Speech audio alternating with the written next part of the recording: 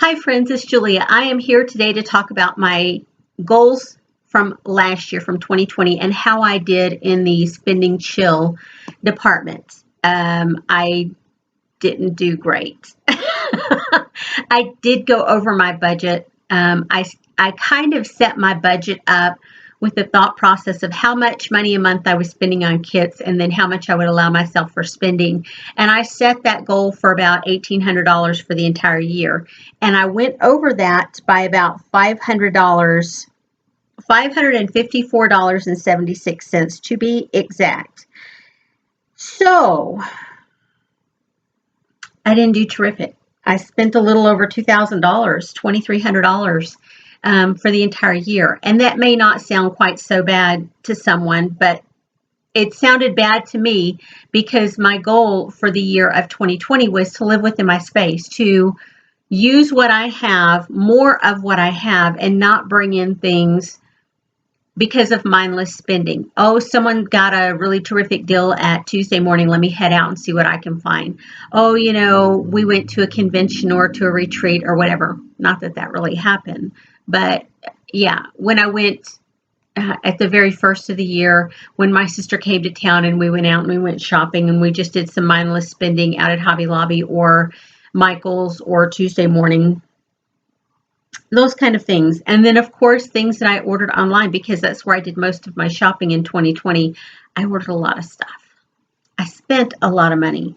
Um, One of my goals from last year was to have a spending chill, if you will, to create 100 layouts before I went out and did a big splurge spend. Um, it took me till August to complete 100 layouts. Um, and so I didn't wait. I had in the month of March, I had a pretty heavy spend, and August, I splurged in August. I spent a lot of money then, over $200 in, sorry, not in March, in May. May was my birthday month, so I felt like, I needed some birthday presents. So I bought myself some birthday presents. August, when I reached my 100 layout mark, I spent some money there. And then in October, November, and December, I went insane. I spent in October and November, I spent over $300. And then in December, I spent over $200. So I went crazy. And one of my goals for last year was to live within my space. And I knew I was going to be doing some reorganizing, hence the desk that you see behind me. That I reorganized. I had my desk over here and I put it behind me and got rid of that big wood desk. Some of the money that I spent was for new cube system, purchasing some new cubes for my room and some new organizing things. So I don't feel like that was wasteful spending. I was able to sort and organize paper into that cube system so that I was living within that system. And so I felt like everything is literally, I have a few organizing containers and then I have a basket of letters that I'm just not sure what to do with, how I'm going to use them yet. But I have everything sorted into its appropriate spot. Now I do, when I'm scrapbooking, I spread out everywhere. I have the table in front of me. It gets full up. Every nook and cranny along my shelves, along my cubbies gets full. I stack stuff up top on top of the shelf that's there. They land all across my desk. They're just everywhere. And they end up on the floor as well. When I'm in a project and working at it, it gets everywhere. Yeah. So as far as how many layouts did I make last year? I made 252 layouts. And if you divide how much money I spent by the layouts that I created, they actually cost me about $9.34 to make each. What? Do I want my layouts to cost that much? Probably no. So I'm going to be this year a lot more mindful again of how much I'm spending, in that I again want to put myself on a chill until I create that first 100 layouts. And I'm hoping by doing a few things this year that it's going to help me to reach that 100 layouts faster. So part of that is in excuse me, in March, I plan to do the Christy's Beautiful Life 30 Days of Sketches. She's having a series that will run the entire month of March, and I'm going to participate in that. I will be one of the creators along her YouTube hop, if you will, for that. So every day in March, I will have a layout up. And then I think in maybe July or August, she'll do it again, and I may do that again in order to create more layouts.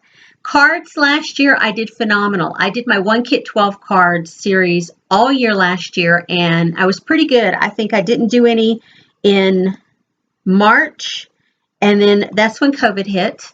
I did the cards that I did for March, I think I created them in February, and then I didn't create any more for a while. So I wasn't consistent. The same with July. I had thought I might be out of town if COVID was at a point where I could go someplace. I thought I might be out of town, so I got them done in June. But I don't think I did a ton of cards. I've been trying to work either at the very start of the month or a month ahead to get those cards done. And then November and December, I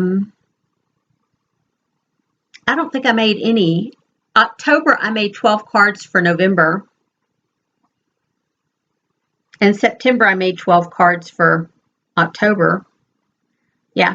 But overall for the year, I made 253 cards, which is one more than my layouts. I did 252 layouts, 253 cards. So, and I made more layouts for my unfinished layout album. I created quite a few layouts that went into that album, and one of my goals this year is to pull those layouts out and get photos on them. I didn't do that last year. So I don't think I did much of it last year, if I did anything at all. So paper, I did phenomenal on. The average paper pad is 48 sheets. I used equivalent of 14 paper pads last year.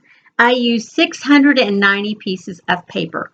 Now, I took all of my 6x6 papers and I took 4 of those 6x6 papers to make one 12x12, and so that goes as one in my 12x12s. On the 4.5 by 6.5 papers from like Stampin' Up! Or different little paper pads that you might have that are the odd size, I used 6 of those to equal one sheet of 12x12 paper. 8.5 by 11s, I just counted them as one piece of paper.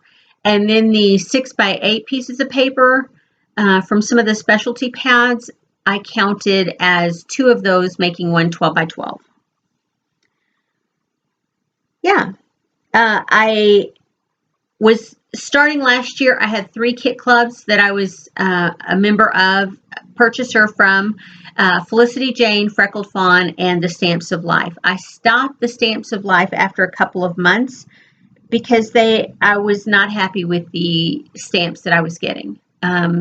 They just weren't in line with what I wanted. The previous year, I had done pretty well. And so, yeah. I think that was it as far as goals from that video, money-wise, and layout-wise. Series, I put on there that I wanted to continue all the series that I was currently doing, and that included the Counterfeit Kit Challenge, the 1 Kit 12 cards, and I think those were the 2 primary series that I did last year. I did add in the collective, and I did add in, what was the other one? The 6x6 series that Allison Davis is doing or had done for Scrapbook Generation. She put out a new sketchbook or a new series of sketches for the 6x6s. And then if you bought that, you got membership to the Facebook group if you wanted. And so I did part of those. I still have those on my list of things to get done. So the counterfeit kit challenge kits, the 6x6 layout challenges, the collective, the 1 kit 12 cards, and then I have the Christmas project that I want to do every month on the 24th or the 25th to have some sort of Christmas project up. I will be sharing, I think, starting in February, I'm thinking of doing a Freckled Fawn Friday and a Felicity Jane Friday so that it will encourage me to use more of those products. My photo album organization is going to be another top priority for this year, and I'm going to film that along the way in getting those albums organized, pull the photos that I want to pull to scrapbook, and then get everything else situated in the album so that the albums can go into the other room on the shelf so that everybody can enjoy them when they come over. And then the organization series will be ongoing if I find new stuff to organize. I think what I have coming up for February, what I had for this month was actually organizing my closet, and I love it. I can find everything in there. For the most part, there's still a few things that I have to tweak as far as I keep my Christmas storage up on the top shelf in there, and I need to tweak that somehow, especially since I'm doing a project every month. Sometimes reaching up on those top shelves to get that can be a little bit daunting. Yeah, so I'll figure that out as I go along. Maybe I'll do an organization project just organizing my Christmas stash. The other thing is projects and process, and I talked about this a little bit on my goals, is all these projects that I have that I need to finish up. I'm going to work at getting those done every month. So, yeah, I think that does it. That's list of goals and the series that I want to work on.